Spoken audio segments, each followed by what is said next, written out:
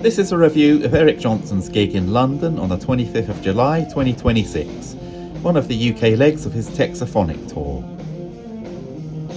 He's my all-time guitar hero and he hasn't played in the UK for 10 years, so I've been waiting a long time to see him. Keep watching to find out whether it was worth the wait.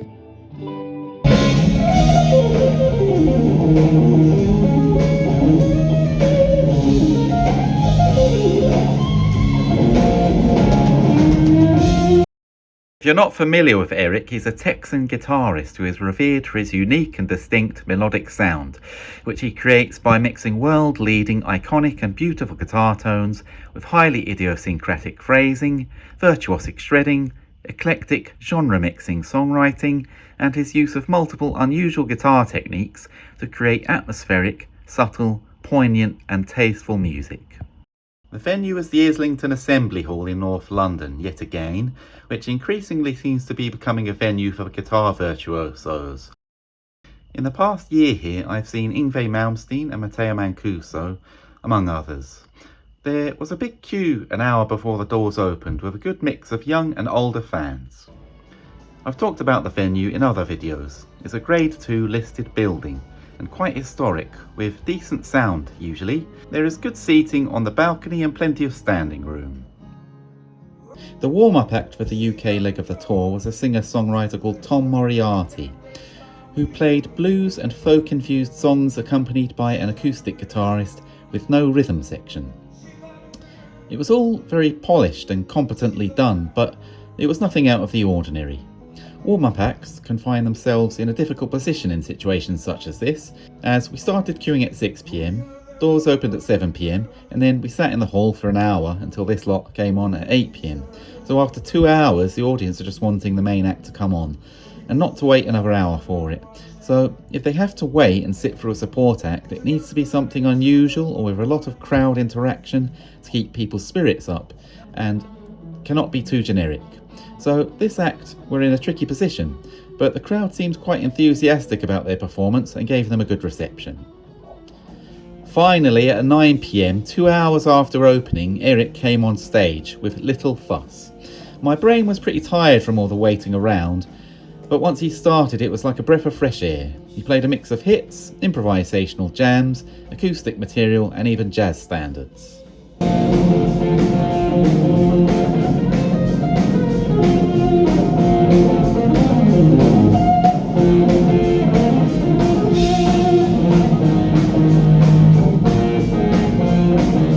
The band operated in a power trio format with Daniel Kimbrough on bass and Tal Bergman on drums. Eric is very generous about giving the other band members some limelight, particularly the bassist, who was a real virtuoso.